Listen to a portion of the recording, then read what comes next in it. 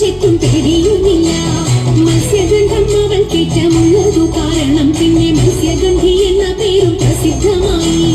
അങ്ങനെ വാഴുന്ന കാലം മാമുനി പരാശരനും അങ്ങേരുന്നള്ളി നന്മഴി പോകലായിട്ട് തേടമാൻ കൊടിയെ മിന്നൽ കൊടി പോലെ കണ്ട നേരം അടിക്കാരനയ്യോ തല കുലുക്കിപ്പോയി.